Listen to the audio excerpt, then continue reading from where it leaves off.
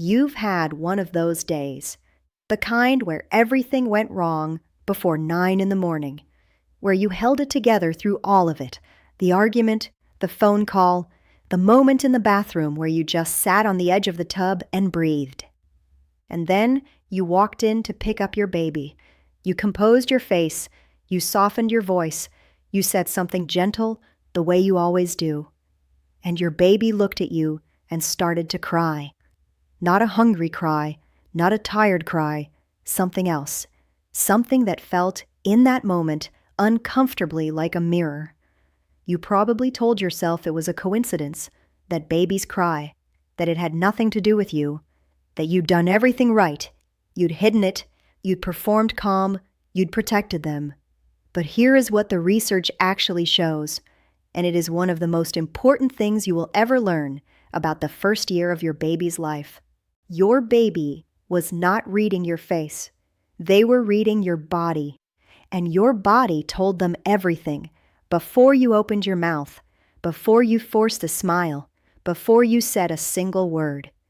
There is a biological channel between you and your baby that operates beneath conscious control. And once you understand how it works and what it means for your baby's development, you will never see those moments the same way again. Before I walk you through all of it, I want to ask you something first. Tell me in the comments right now, where are you watching from, and how old is your baby in weeks or months? And tell me this, has your baby ever become noticeably fussier or harder to settle on a day when you were stressed or upset, even though you tried your best to act normal around them? Describe exactly what happened. I read every single comment. What you tell me shapes what I research next, and it also tells me exactly where you are in this experience right now. Now, let's go back to the beginning of this story. There is a behavior that almost every parent of a baby between 2 and 8 months has observed. You walk into the room carrying something heavy inside you, grief, frustration, the specific exhaustion that comes from weeks of not sleeping enough. And your baby, who was perfectly content a moment ago, changes. Their body stiffens slightly. Their gaze becomes more searching. They may start to fuss, or they may do the opposite, go very still in a way that feels less like calm and more like watchfulness. Parents almost universally explain this one of 2 ways. Either they blame themselves directly, the baby can feel my anxiety, I need to calm down, or they dismiss it entirely as coincidence and exhaustion. What almost no one has ever explained in language that a parent holding a baby at midnight can actually absorb is the precise biological mechanism behind what they are observing. Because it is not intuition, it is not coincidence, and it is not your baby reading your facial expressions or responding to a tone of voice you didn't know you were using. It is your nervous system talking directly to your baby's nervous system, through channels that operate faster than thought, through signals that your body cannot fake, no matter how skilled you become at masking your emotional state on the surface. Think of it like this. You know how your phone connects to a Wi-Fi network before any app opens, before any signal shows on screen. The handshake happens in the background at a level you never see. Your baby's nervous system does something similar with yours. Before any conscious exchange happens between you, before eye contact, before sound, before touch, there is a physiological negotiation taking place. And your baby is extraordinarily sensitive to that negotiation in a way that serves a very specific developmental purpose. In the first months of life, your baby does not yet have the capacity to regulate their own physiological state independently. Their cortisol levels, their heart rate variability, their autonomic nervous system responses, all of these require an external regulator. And that regulator, in the vast majority of cases, is you. Your baby's nervous system is designed to borrow yours, to use your physiological state as a reference point for whether the world is safe right now. This is why what you carry in your body, not what you say, not what you show on your face, matters so profoundly. And this is the part that most parenting books either skip entirely or reduce to a single anxious sentence. What researchers at the University of California, San Francisco found when they looked closely at this process is something that changes the entire frame. A study that followed 89 mother-infant pairs across the first 6 months of life, with measurements taken at 2-week intervals, found something that the lead researchers described in their published notes as genuinely surprising even to them. The synchrony between a mother's heart rate variability and her infant's cortisol response, the degree to which the baby's stress hormone levels tracked the mother's autonomic nervous system state, was measurable and statistically significant as early as 6 weeks of age. 6 weeks. In infants who had never been spoken to about stress, who had no language, no conceptual framework, no way of understanding what tension or anxiety meant. The correlation coefficient was 0.71. For context, in psychological research, anything above 0.5 is considered a strong relationship. 0.71 is not a suggestion, it is a signal. But here is what makes this finding more than just a remarkable statistic. The synchrony was not mediated by behavior that the mothers were consciously aware of. The researchers used a methodology that separated physiological signaling from deliberate behavioral signaling. Mothers who reported feeling calm and whose observable behavior, facial expression, vocal tone, movement, was coded as neutral or positive, still transmitted stress to their infants when their autonomic nervous system measures indicated elevated sympathetic activation. In plain language, you can compose your face, you can soften your voice, you cannot compose your nervous system on the same timeline. Claire was 32 years old when her son Noah was about 11 weeks old. She had gone back to a demanding remote job at 6 weeks postpartum, earlier than she'd planned because the financial situation had changed. She was managing it, she told herself. She was professional during work hours and present during baby hours. She kept the two worlds separate. She was doing everything right. But Noah was fussing during every evening feed. Not crying, fussing. That particular restless, dissatisfied quality that is harder to name and harder to fix than outright crying. He would latch and unlatch. He would arch his back. He would fall asleep and then jolt awake 3 minutes later. Every evening, the same pattern. Every evening, the same window. The 2 hours between when her workday ended and when Noah finally settled for the night. Her pediatrician said it was probably gas. Her mother said she was probably too tense during feeding and the baby could feel it. Her partner said maybe the milk flow was off. All of those answers were technically possible. None of them explained the consistency of the timing. None of them explained why the pattern disappeared entirely on the one Saturday afternoon when Claire had genuinely, completely forgotten to worry for a few hours. What Claire didn't know, and what I want to explain in detail right now, because it is the most important part of this entire video, is that what Noah was responding to was not her behavior. It was her biology. And the distinction between those two things is where everything changes. Now that you understand the foundation of what the research shows, I want to ask you something specific. Have you ever noticed that your baby seems harder to settle at a particular time of day? And that time of day tends to coincide with when your own stress is highest? Does it happen more in the evenings? After phone calls? After a difficult interaction with someone? Drop that in the comments right now. Tell me what you've noticed and when. Because what I'm about to show you in the next section explains exactly why that pattern exists. And it is the most important thing in this entire video. Here is what almost nobody knows. The mechanism behind infant stress detection is not psychological. It is not your baby being emotionally perceptive in any way we normally mean by that phrase. It is a neurobiological system called physiological co-regulation, and it operates through at least 3 documented channels simultaneously, none of which require your conscious participation. The first channel is respiratory. Your breathing pattern changes measurably when you are under psychological stress, even when you are trying to breathe normally. The rate increases slightly. The depth decreases. The rhythm becomes less variable, more mechanical. Your baby, who is typically held within 12 to 18 inches of your body during feeding and caregiving, detects this pattern change through a combination of physical sensation, the rise and fall of your chest against their body, and auditory cues that operate below the threshold of conscious notice. Infants as young as 4 weeks show measurable changes in their own respiratory rhythm in response to changes in a caregiver's breathing pattern, according to research published in Developmental Psychobiology in 2018. They are, quite literally, breathing with you. The second channel is muscular.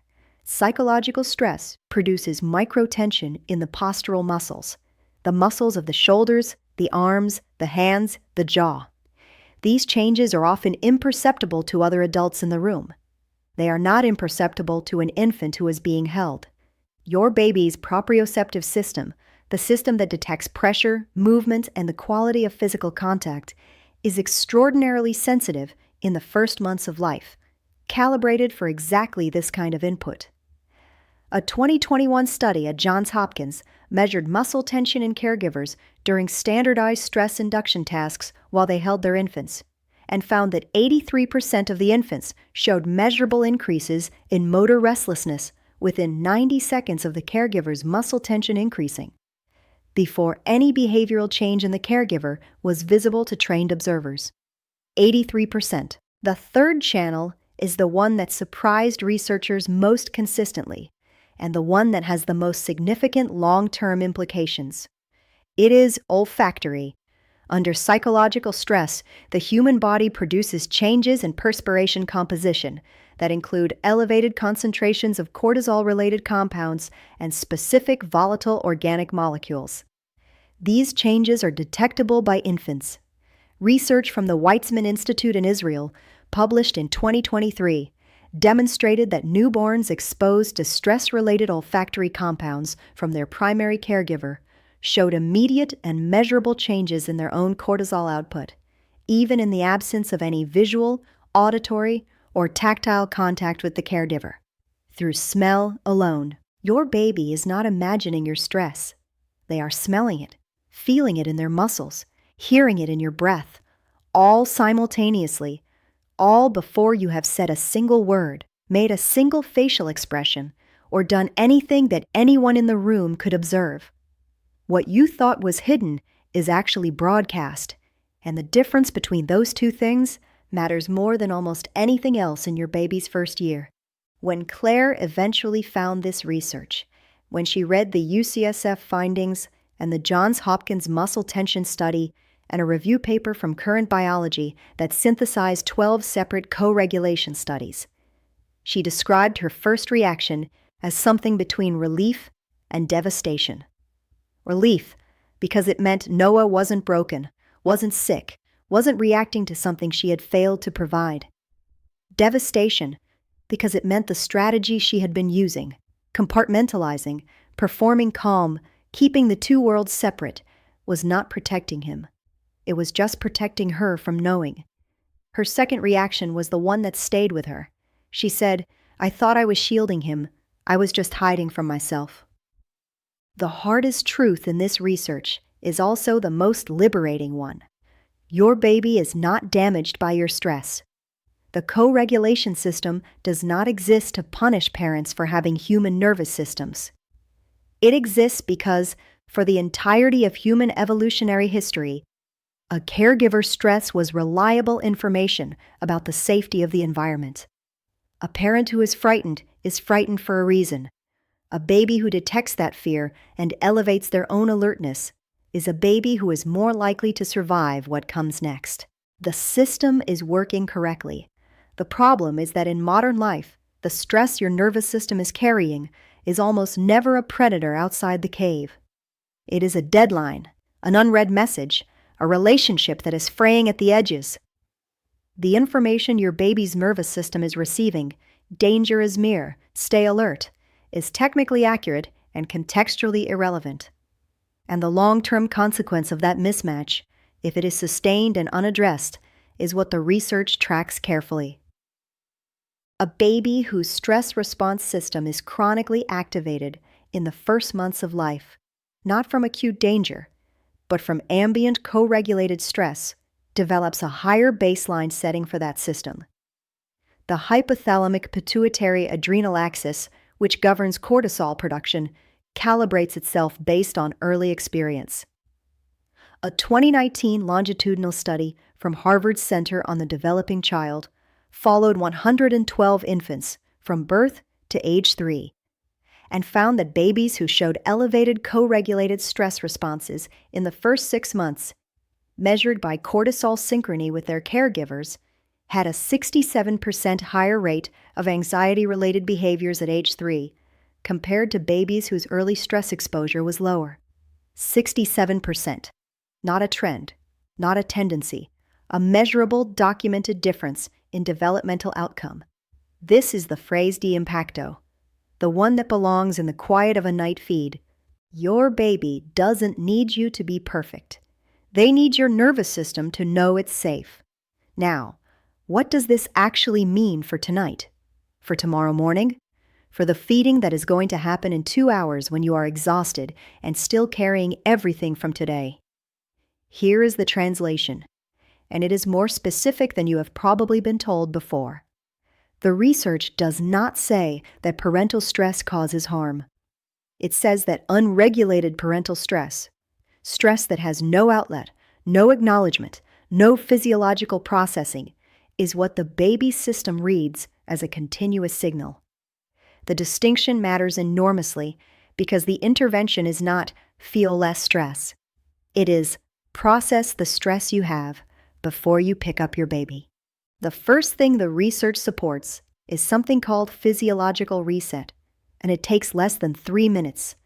Before you go in to pick up your baby, especially after a difficult moment, give your nervous system 30 to 60 seconds of deliberate physiological downregulation. Not positive thinking, not telling yourself everything is fine. Specifically, 6 slow breaths with the exhale longer than the inhale. 4 counts in, 6 or 7 counts out. This activates the parasympathetic nervous system through the vagal pathway. Your heart rate variability increases, your muscle tension drops. The chemical signature of your stress output changes measurably within 90 seconds of sustained, slow exhalation. You are not performing calm for your baby. You are actually creating it, briefly, in the only system your baby can read. The second thing is contact before task. When you pick up your baby after a stressful period, resist the impulse to immediately begin solving, feeding, changing, settling. Research suggests that approximately 90 seconds of simple held contact, with your breathing slow and your body still before any caregiving task begins, allows the co-regulation system to recalibrate. Your baby's nervous system reads your physiological state first. If that state has been brought down before the task begins, the task itself goes differently. Many parents who try this report that feeds that had been consistently difficult become noticeably easier within a few days. Not because the baby changed, because the opening signal changed.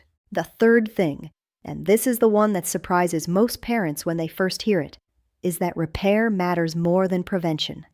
You will not always be regulated before you pick up your baby. Life does not cooperate with that intention.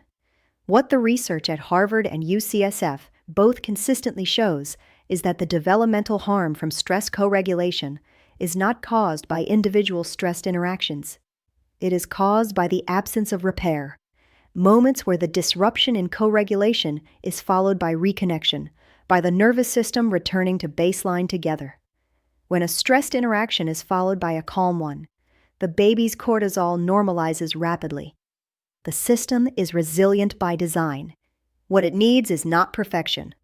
The most common mistake parents make when they learn this is concluding that they must never be stressed around their baby, and then becoming stressed about being stressed, which predictably makes everything worse. The research does not support that conclusion. It supports this one. Give your nervous system somewhere to go, even briefly, even imperfectly. The return is what counts. The fact that you are watching this, that you looked at those moments of your baby becoming fussy on your hard days and asked whether there was something more happening, already tells you something about the parent you are. You are not imagining the connection. You were right to notice it, and now you have the science to understand what it actually is. There is something else the researchers are only beginning to map, something that opens a question neither of the major studies has fully answered yet, and that points toward where this research is heading over the next decade. The co-regulation system appears to be bidirectional. Not only does a caregiver's physiological state influence the baby, there is emerging evidence that the baby's physiological state influences the caregiver, that a calm, settled baby can actually downregulate the parent's stress response, that the biological channel carries signal in both directions. What this means, if the evidence continues to build, is that your baby is not a passive receiver of your emotional state. They are a participant in the regulation of both of yours. The relationship is, from the very beginning, more mutual than any of us were taught to expect. That research is ongoing, and it will change how we understand everything that happens in a quiet room between a parent and a baby who cannot yet speak. Is there a moment with your baby that you look back on differently now? A time when they seem to be responding to something you were carrying that you thought you'd hidden? Leave it in the comments. Not because I need to know, but because someone else watching this right now is sitting with the same memory and wondering the same thing. Your words might be exactly what they need to hear. If your partner hasn't seen this yet, send it to them right now. Not because it will change what they do tonight, but because this is the kind of information that belongs to both of you. Understanding what your baby is actually detecting and why is something you navigate better together than apart. This is not a video about one parent. It is a video about a family's nervous system learning to breathe at the same pace. In my next video, I'm going to show you what researchers at UC Berkeley discovered about infant face recognition, and the findings about how early your baby forms a preference for specific faces, and what that preference predicts about their social development at 18 months, are more specific and more surprising than anything I've seen summarized for parents before. Subscribe and turn on the bell. I cannot guarantee the algorithm shows it to you otherwise, and you cannot afford to miss this one. Subscribe, turn on the bell. The next video may arrive at exactly the moment you need it. Before Claire understood any of this science, she had a word she used for those difficult evenings with Noah. She called them his fussy phase. After she understood it, she stopped using that phrase. Not because the evenings got easier immediately. They didn't, not right away, but because she couldn't call it his anymore. She understood, finally, that those evenings had always been shared, that the signal had always been moving in both directions, that the difficult hours between the end of her workday and the moment Noah finally settled were not a failure of her performance as a parent. They were an honest conversation, conducted in a language that had no words. She said, "I spent weeks trying to hide from him. The whole time, he was just trying to tell me he could feel it." This channel exists because understanding your baby is the most important science no one teaches you before you become a parent. And the most important part of that science is not the milestones, not the sleep schedules, not the developmental checklists. It is this: the relationship between you and your baby is biological before it is behavioral. It starts in the body. It lives in the nervous system. And knowing that, really knowing it, changes everything about how you walk into the room.